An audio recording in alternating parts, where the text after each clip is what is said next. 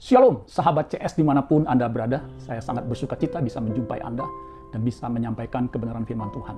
Saya bersuka cita dan berterima kasih kalau saudara sudah mendukung channel saya ini dengan mensubscribe dan juga men-share video saya kepada siapapun yang Tuhan tahu dalam hati saudara. Saudara-saudara sekalian, kalau saudara diberkati, saudara bisa kasih komen atau bisa juga seperti yang saya katakan tadi, membagikan kepada siapapun yang saudara rasa perlu mereka mendengarkan firman Tuhan. Saudara-saudara sekalian, sahabat CS dimanapun Anda berada, kita pernah mendengar di dunia marketplace, kebetulan saya pernah bekerja hampir 20 tahun lebih, ada istilah yang namanya the right man on the right place. Nah, ini filosofi dalam manajemen sumber daya manusia yang memang penting diterapkan, menempatkan orang sesuai dengan kemampuan atau keahliannya. Kalau orang itu ditempatkan di tempat yang sesuai dengan kemampuan dan keahliannya, perusahaan akan diuntungkan, saudara sekalian. Sebaliknya, kalau menempatkan orang yang tidak tepat di tempat tersebut, perusahaan akan mengalami kerugian. Saudara-saudara sekalian, ternyata kita ditempatkan di bumi ini bukan satu kebetulan. Ada maksud Tuhan kita dilahirkan atau kita berada di bumi ini. Kita ada di bumi ini dengan satu maksud, yaitu menjadi berkat bagi banyak orang. Nah, tempat yang terbaik buat kita, orang percaya, adalah di dekat kaki Tuhan. Atau hanya orang dekat dengan Tuhan yang akan berdaya guna, yang akan menjadi orang yang efektif. Nah, ternyata saudara sekalian, ribuan tahun lalu, seorang pemazmur itu menyadari betapa pentingnya berada dekat dengan Tuhan. Nah, untuk itu kita akan belajar firman Tuhan dengan judul tempat terbaik. Tempat terbaik. Mazmur 73 ayat 28. Kalau saudara punya kesempatan, saudara bisa baca dari ayat 1 sampai ayat 28 ini. Nah, dikatakan begini, saudara, Mazmur 73 ayat 28. Tetapi aku, pemazmur bilang, aku suka dekat pada Allah. Aku menaruh tempat perlindunganku pada Tuhan Allah, supaya dapat menceritakan segala pekerjaannya. Kalau saudara perhatikan di situ, ada kalimat tetapi aku suka dekat pada Allah. Nah, orang yang suka dekat dengan seseorang biasanya, pada umumnya, itu ketika orang mengasihi atau mencintai orang tersebut, dia suka dekat. Ketika saya remaja, saya sangat suka dekat dengan seorang gadis. Karena apa? Gadis itu sangat menarik dan saya mencintainya, sehingga saya suka dekat dengan dia. Nah, saudara sekalian, demikian juga dengan kita. Kalau kita mengasihi Tuhan, saya percaya, saudara yang mengasihi Tuhan, saudara pasti suka dekat dengan Tuhan. Nah, saudara-saudara sekalian, jangan sampai kita di bumi ini salah tempat. Kalau salah tempat itu atau wrong place itu tidak menyenangkan, Saya pernah berada di satu tempat yang tidak menyenangkan, salah tempat, yaitu ketika kerusuhan 97-98, Saat itu saya berada di jalanan di mana terjadi chaos, itu salah tempat, Karena saya harus pulang, pada malam itu, Jadi saya berada di tempat yang sangat sulit, yang tidak nyaman. Beruntung saya tidak terjadi apa-apa. Nah, ternyata saudara sekalian, dekat dengan Tuhan itu kondisi terbaik, kondisi terbaik, Jadi posisi, kondisi, situasi yang terbaik adalah ketika kita dekat dengan Tuhan. Terjemahan Alkitab yang terbuka untuk ayat yang sama, Mazmur 73 ayat 28, itu dikatakan begini, ini terjemahan Alkitab yang terbuka. Namun, terbaik bagiku untuk dekat dengan Allah. Aku telah menjadikan Tuhan Allah perlindunganku untuk menceritakan semua perbuatannya.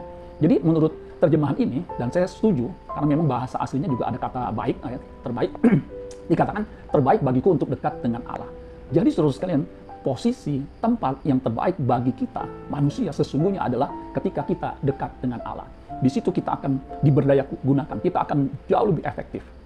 Kalau Yesus mengatakan kita ini seperti ranting yang harus melekat dekat erat dengan pokok anggur, baru bisa menghasilkan buah, baru bisa efektif. Nah, di Alkitab ada cerita seorang wanita namanya Maria, dia duduk dekat dengan Yesus. Nah, itu terjadi ketika Yesus mengunjungi suatu kampung bernama Betania. Dia biasa berkunjung di situ. Kemudian Maria duduk dekat kaki Tuhan Yesus dan mendengarkan perkataannya. Artinya Yesus sebagai guru, dia mengajar, dan Maria duduk dekat. Itu dicatat di Lukas pasal 10 ayat 39. Sementara kakak wanitanya Marta itu sibuk menyiapkan suatu hidangan atau makanan. Nah, Marta protes kepada Maria. Apa yang terjadi, saudara sekalian? Jawaban Yesus menarik, saudara sekalian. Yesus menjawab begini, Marta, Marta, ini menarik. Engkau khawatir dan menyusahkan diri dengan banyak perkara. Perkara jasmani, soal makan minum. Tetapi hanya satu saja yang perlu. Maria telah memilih bagian yang terbaik yang tidak akan diambil daripadanya. Jadi ternyata duduk dekat dengan di kaki Tuhan, itu adalah bagian terbaik yang harus kita pilih. Pada zaman itu ketika orang duduk dekat, itu berarti belajar. Yesus itu rabi, guru, teacher. Ketika ada orang yang duduk dekat di kakinya, itu berarti kesediaannya untuk mendengar pengajarannya. Nah, saudara-saudara sekalian, ada satu terjemahan King James mengatakan begini, untuk ayat yang sama, King James mengatakan begini, but it is good for me to draw near to God. I have put my trust in the Lord God, that I may declare all thy works. Ya, it is good to me, for me, it is good for me.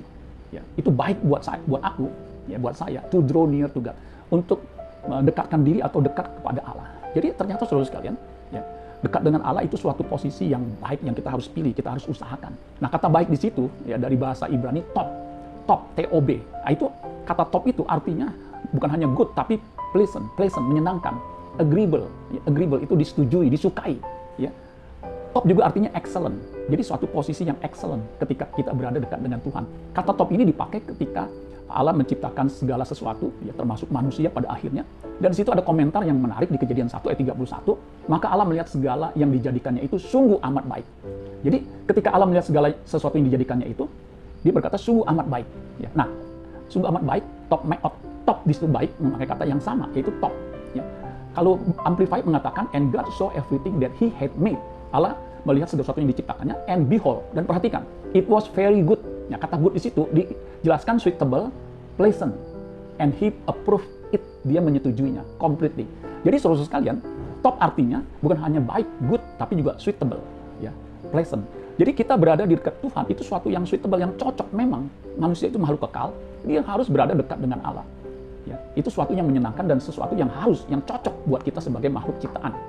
Nah, saudara-saudara sekalian, kalau kita jauh daripada Tuhan, itu nggak cocok. Itu posisi yang sangat berbahaya.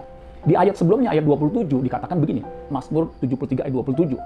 Ya, keadaan orang yang jauh daripada Tuhan, itu keadaannya digambarkan begini, atau diceritakan, ditegaskan begini. Sebab sesungguhnya siapa yang jauh daripadamu akan binasa.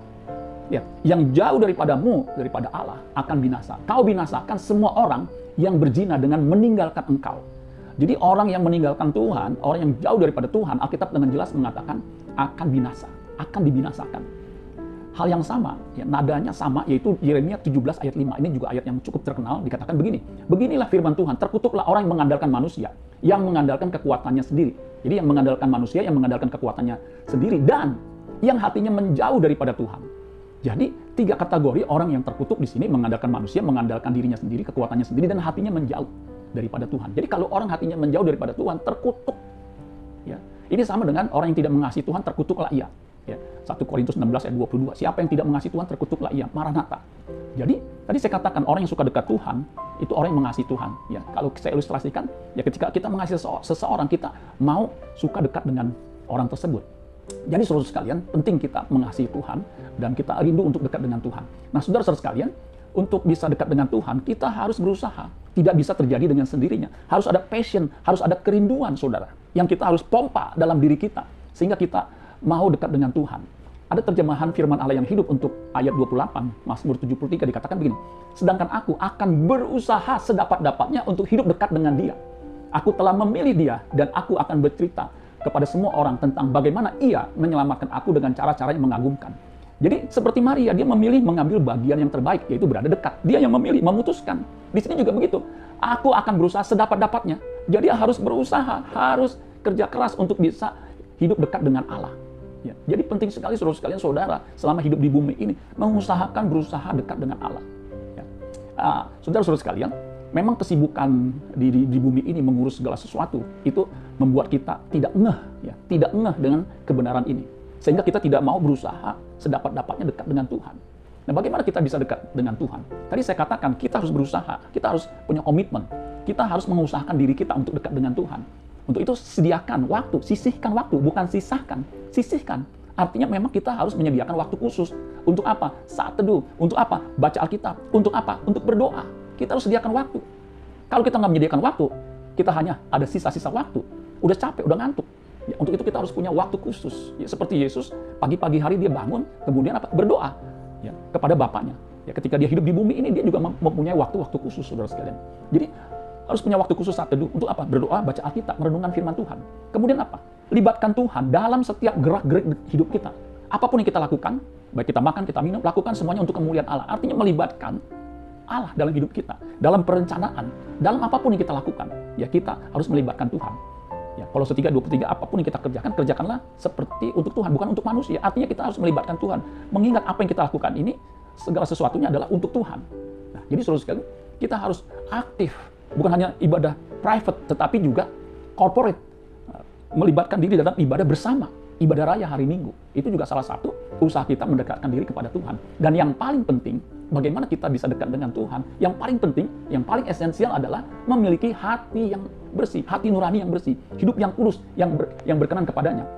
Di Yakobus pasal 4 ayat 8 dikatakan, mendekatlah kepada Allah dan Ia akan mendekat kepadamu. Itu jelas. Tahirkanlah tanganmu, hai orang-orang yang berdosa, dan sucikanlah hatimu, hai kamu yang mendua hati. Jadi, apa yang kita harus lakukan kalau kita mau dekat dengan Tuhan? Kita harus jaga hati nurani kita, hidup kita bersih di hadapannya. Sebab yang membuat Allah menjauhkan diri, memisahkan kita, itu bukan tangan Tuhan kurang panjang untuk menyelamatkan kita, atau pendengarannya kurang tajam untuk mendengarkan kita, tetapi merupakan pemisah antara kita dengan umatnya, antara Tuhan dengan umatnya adalah apa? Dosa, kejahatan. Yesaya 59 ayat 1 dan 2. Jadi jangan sampai ada noda dosa yang membuat Tuhan menyembunyikan diri dari kita. Untuk itu kita harus menjaga hati kita bersih. 1 Yohanes 3 ayat 21 sampai 22 dikatakan gini, saudara-saudaraku yang kekasih, jikalau hati kita tidak menuduh kita, maka kita mempunyai keberanian percaya untuk mendekati Allah. Jadi jelas, kalau hati kita tidak menuduh, ya, jadi nggak ada dosa, nggak ada kejahatan, ya, bersih, maka kita mempunyai keberanian percaya untuk mendekati Allah. Dan apa saja yang kita minta, kita memperolehnya daripadanya. Karena kita menuruti segala perintahnya dan berbuat apa yang berkenan kepadanya. Terjemahan firman Allah yang hidup untuk 1 Yohanes 3 ayat 21 sampai 22 dikatakan gini, tetapi sahabat-sahabat yang saya kasihi, jikalau hati nurani kita jernih, kita dapat menghadap Tuhan dengan keyakinan yang pasti. Kita dapat memperoleh segala yang kita minta karena kita menaatinya dan melakukan hal-hal yang menyenangkan Dia. Saudara-saudara sekalian, jadi tidak ada pilihan lain, kita harus memiliki hati nurani yang bersih. Karena Tuhan itu kudus. Ya, firman Tuhan mengatakan 1 Petrus 1 ayat 16, kuduslah kamu sebab aku ini kudus. Jadi sepanjang kita memiliki kekudusan, kita bisa berani dekat dengan Allah. Nah, untuk itu kalau saudara ada noda dosa atau dosa tersembunyi, ya, kita bereskan saudara sekalian. Sehingga kita bisa membangun hubungan dekat dengan Tuhan. Dan ingat pemazmur mengatakan begini, Mazmur 62 ayat 2, hanya dekat Allah saja aku tenang, dan daripadanya lah keselamatanku. Biarlah saudara-saudara sekalian, kita mau memompa diri kita untuk senantiasa dekat dengan Tuhan. Kita tidak tahu kapan kita dipanggil pulang. Tetapi yang pasti ketika kita dekat dengan Tuhan, kita siap untuk dipanggil pulang. Amin buat firman Tuhan. Tuhan Yesus memberkati saudara. Haleluya. Sola Gracia.